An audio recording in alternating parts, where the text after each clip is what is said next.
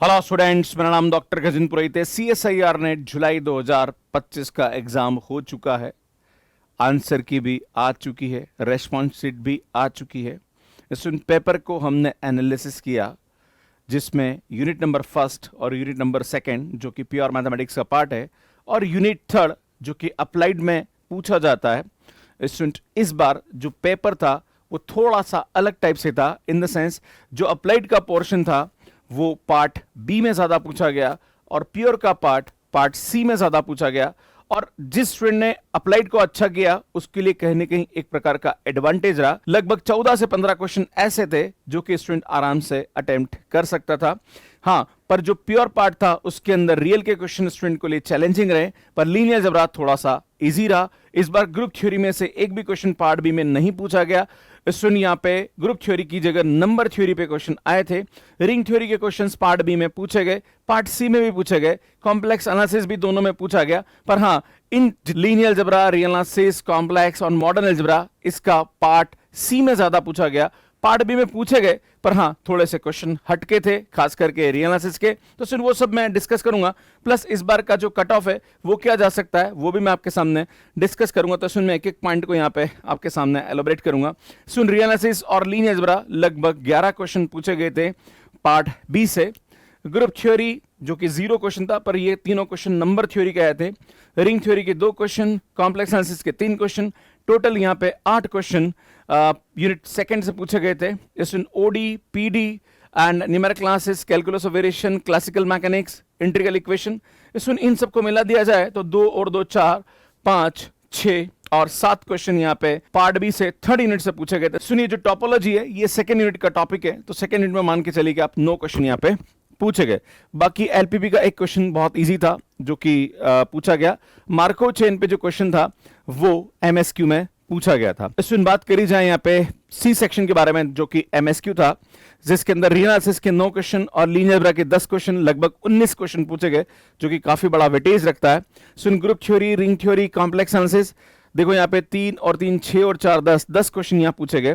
तो इसका सबसे ज्यादा वेटेज, मतलब रियल एनालिसिस और लीनियर अलजेब्रा एमएसक्यू में ज्यादा पूछा गया as compare to the MCQ. और वैसे भी देखा जाए तो एमसीक्यू में भी 11 क्वेश्चन थे इसके, पर हाँ, एमएसक्यू में इसका वेटेज ज्यादा रहा as compare to the second unit and applied portion. अगर मैं बात करूं OD, PD, numerical classes, calculus of variation, classical mechanics और इंटीग्रल इक्वेशन, इसमें का देखें यहाँ पे तो 3 और 2 5, 6 7, 8 9 एंड इसमें 10 11 क्वेश्चन यहाँ पे थर्ड यूनिट से पूछे गए, जो कि अप्लाइड का पोर्शन है। मतलब 11 क्वेश्चन यहाँ पूछे जा रहे हैं और लगभग सेकंड यूनिट में भी 10 क्वेश्चन पूछे जा रहे हैं। पर अगर टोपोलॉजी को मिला दिया जाए तो 11 क्वेश्चन यहाँ पे भी बन रहे हैं। मतलब थर्ड यूनिट और सेकंड यूनिट पे 11 क्वेश्चन यहाँ पे पूछे गए थे एमएसक्यू से, जबकि आपका रियल एनालिसिस और लीनियर अलजेब्रा जो कि 19 क्वेश्चन का वेटेज रखता है, जो कि एक तरह से देखा जाए तो ये यूनिट नंबर 2 और यूनिट नंबर 3 का लगभग 50% वेटेज ये रखता है। सुन, मार्को चेन का एक क्वेश्चन यहाँ पे एमएसक्यू में पूछा गया था, जो कि मैं स्टूडेंट्स को कराता हूं।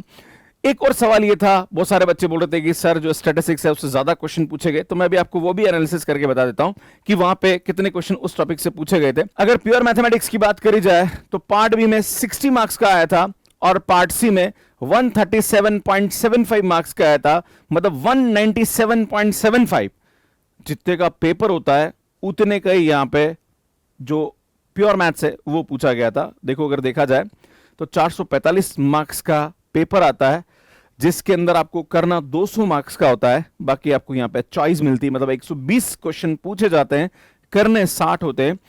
तो भैया, अगर आप प्योर मैथ्स की बात करें जिसके अंदर linear algebra, real analysis, group theory, ring theory, complex analysis और टोपोलॉजी, इसमें इस सब का वेटेज 197.75 मार्क्स था।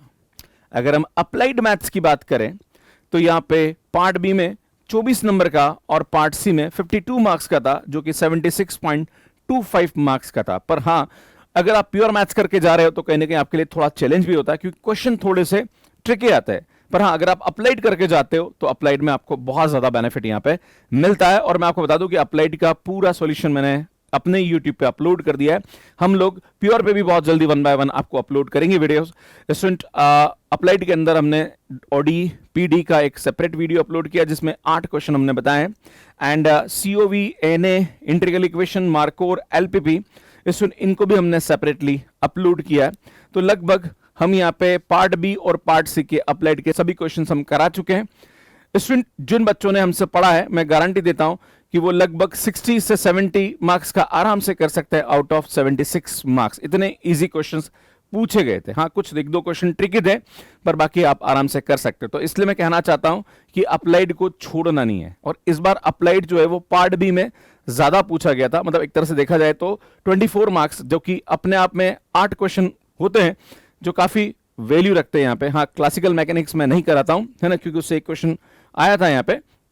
बट अगर आप OD, PD, integral equation, COV, NA और मार्को और एलपीबी ये टॉपिक अगर आप कर लो तो आप अच्छा कर सकते हो। इसमें मैं कोशिश करूंगा इस बार जितने भी स्टूडेंट्स हमसे पढ़ रहे हैं, हम स्टैटिस्टिक्स के भी कुछ टॉपिक आपको कराने की कोशिश करें। इसके कंटेंट पे हम काम कर रहे हैं और मैं कोशिश करूंगा कि जो उदय बैच है वहां पे मैं इसके भी कुछ टॉपिक आपको कराऊं, राइट। पर अभी कोई कमिटमेंट नहीं है, 100% नहीं है। मैं ट्राई कर रहा हूं कि आपको मैं कुछ टॉपिक्स यहाँ पे कराने की कोशिश करूं। अब बात करें यूनिट वाइज कि किस यूनिट से कितने क्वेश्चन यहाँ पे पूछे गए थे। तो फर्स्ट यूनिट जिसके अंदर लीनियर अलजेब्रा और रियल एनालिसिस पूछा जाता है, इसमें एमसीक्यू में से 33 क्वेश्चन इसके पूछे गए। एमसीक्यू में 33 मार्क्स का ये पूछा गया था और एमएसक्यू में 90 मार्क्स का पूछा गया था। लगभग 123 मार्क्स का यूनिट नंबर 1 पूछा गया। यूनिट नंबर 2 की बात करी जाए तो एमसीक्यू 27 मार्क्स का और एमएसक्यू 52 मार्क्स का, 79.25 मार्क्स का यहां पे कॉम्प्लेक्स एनालिसिस और मॉडर्न अलजेब्रा इन टोपोलॉजी पूछा गया। बात करी जाए थर्ड यूनिट के बारे में तो 21 मार्क्स प्लस 52.25 ये एमसीक्यू और ये एमएसक्यू का टोटल स्कोर 73.25 मार्क्स पूछा गया। इसमें बात करी जाए आपका फोर्थ यूनिट जिसके अंदर स्टैटिस्टिक्स का पोर्शन पूछा जाता है, इसमें 131 मार्क्स का पूछा गया। देखा जाए तो ये भी अपने आप में बहुत वेटेज रखता है, पर स्टूडेंट यहाँ पे पेपर 445 नंबर का आता है। 445 में अगर इन दोनों को भी आप मिला के देख लो तो ये भी बहुत बड़ा स्कोर होता है। लगभग 300 मार्क्स का मैथमेटिक्स पूछा गया था और 300 समथिंग कुछ मार्क्स एंड 131 मार्क्स का यहाँ पे स्टैटिस्टिक्स पूछा गया था। तो आपको परेशान होने की आवश्यकता नहीं। और एक बहुत इंपॉर्टेंट बात बताना चाहता हूं कि जो स्टूडेंट स्टैटिस्टिक्स पढ़ता है, जिसका स्टैटिस्टिक्स सब्जेक्ट होता है, उसको मैथमेटिक्स से कुछ टॉपिक करना जरूरी होते हैं। अगर वो स्टेट्स का पोर्शन करेगा तो वो कभी नेट एग्जाम क्रैक नहीं कर सकता। तो उसके लिए स्टेट्स वाले को मैथ्स का पोर्शन करना जरूरी होता है। इसी प्रकार से मैथमेटिक्स वालों को भी स्टेट्स का कुछ टॉपिक करके जाना चाहिए। अगर स्टेट्स वाला स्टूडेंट मैथ्स के टॉपिक कर सकता है तो मैथ्स वाला भी स्टेट्स के टॉपिक बहुत अच्छे से कर सकता है। जैसे मैं मार्को और एलपीबी तो आपको पढ़ाता हूं, पर कुछ टॉपिक और आपको यहां पे एक्स्ट्रा ऐड करने चाहिए। बहुत जल्दी हम उस पर भी काम करने वाले हैं। और मैं कहना चाहता हूं कि अगर आप इस एग्जाम को क्रैक करना चाह रहे हैं तो थोड़ा सा जो अप्लाइड पोर्शन है, जैसे स्टैटिस्टिक्स में एक प्रकार से अप्लाइड पोर्शन ही होता है, प्लस यहाँ पे जो थर्ड यूनिट है वो भी अप्लाइड है, तो उसमें आप अच्छा स्कोर कर सकते हैं। प्योर में स्टूडेंट्स को बहुत दिक्कत आती है क्योंकि वहां पे प्रॉब्लम सॉल्विंग स्किल की बहुत ज्यादा जरूरत पड़ती है। प्लस कुछ टॉपिक ऐसे हैं जिनमें क्वेश्चंस बहुत घुमा फिरा के पूछे जाते हैं। पर हाँ, जैसे इस बार लीनियर अलजेब्रा काफी इजी पूछा गया था। हाँ, रियल एनालिसिस के कुछ क्वेश्चंस थोड़े से घूम के आ गए थे। कॉम्प्लेक्स एनालिसिस भी स्टूडेंट्स कर सकता है आराम से। ग्रुप थ्योरी इस बार ना आके नंबर थ्योरी पूछ लिया गया पार्ट बी के अंदर। पार्ट सी में कुछ क्वेश्चंस ग्रुप थ्योरी के पूछे गए पर वो भी बहुत कम थे। रिंग थ्योरी के क्वेश्चंस पार्ट बी और पार्ट सी दोनों में पूछे गए। तो कहीं ना कहीं अगर आप तैयारी कर रहे हो तो आप किसी पर्टिकुलर टॉपिक को लेके आप इस एग्जाम को क्रैक नहीं कर सकते। कोई सोचता है कि मैं अगर यूनिट नंबर ढंग से कर लूं तो मेरा एग्जाम क्रैक हो जाएगा, भैया नहीं। आपको सभी टॉपिक्स को सिस्टमेटिक ढंग से करना पड़ेगा। और अगर आप सबको ढंग से प्रिपेयर करके जाते हैं तो एग्जाम में, क्योंकि एग्जाम में कुछ भी हो सकता है ना, हमेशा कुछ ना कुछ चेंज हर बार नजर आता है। कभी अप्लाइड ज्यादा आ रहा है, कभी प्योर के कुछ टॉपिक ज्यादा आ रहे हैं, कभी कोई स्पेशल सब्जेक्ट ऐसा है जिसमें ज्यादा एग्जाम में क्वेश्चंस बन गए, कभी किसी में कम बन गए, राइट। जैसे पिछली बार की बात करी जाए तो सुनिए यहाँ पे जो इंटीग्रल इक्वेशन है, सीओवी है और ओडीपीडी है, उससे थोड़े क्वेश्चन कम थे, है ना, बट इस बार थोड़े ज्यादा आ गए। तो ये हर बार का कुछ ना कुछ चलता रहता है। पर स्टूडेंट मैं आप सभी से कहना चाहता हूं कि आपको सभी सब्जेक्ट को यहाँ पे अच्छे तरीके से प्रिपेयर करके जाना चाहिए। और आने वाले भविष्य में आप पीएचडी करना चाहते हो, आप असिस्टेंट प्रोफेसर बनना चाहते हो, यार आपको सभी सब्जेक्ट का नॉलेज होना चाहिए, क्योंकि अल्टीमेटली सब ज्ञान आप इकट्ठा करके बच्चों को पढ़ाओगे तो आपका सब्जेक्ट पे एक्सपर्टाइज होना जरूरी है। अब बात करते हैं सुनिए यहाँ पे कि क्या कट ऑफ रह सकती है। तो सुन कट ऑफ की बात करी जाए तो मैंने आपको पहले भी इसके बारे में बात करी थी। तो जनरल कैटेगरी का मुझे लगता है कि जेआरएफ के लिए 98 से 108 के बीच में कट ऑफ जा सकता है। नेट के लिए 85 से 98 जा सकता है। ईडब्ल्यूएस की बात करी जाए तो 85 से 95 जा सकता है। एंड अगर आप एलएस की बात करी जाए तो 78 से 85 के बीच में जा सकता है। ओबीसी की बात करी जाए तो अगेन सेम कट ऑफ रहता है। सुन SC/ST का कट ऑफ ये जा सकता है। सुन ये सिर्फ मेरा एक एनालिसिस है, मैं भी 2-3 नंबर कम ज्यादा यहाँ पे हो सकते हैं, पर हाँ ये यहाँ पे कट ऑफ हो सकता है। जिन स्टूडेंट्स ने हमारे साथ तैयारी करी और आपको लगता है कि हमारा यूट्यूब या हमारे बुक्स या हमारा एप्लीकेशन आपके लिए हेल्पफुल रहा है, तो प्लीज आपका जो भी स्कोर आ रहा है आप इस गूगल फॉर्म में जरूर भर दीजिएगा, जो कि मैंने डिस्क्रिप्शन में उसका लिंक दे रखा है।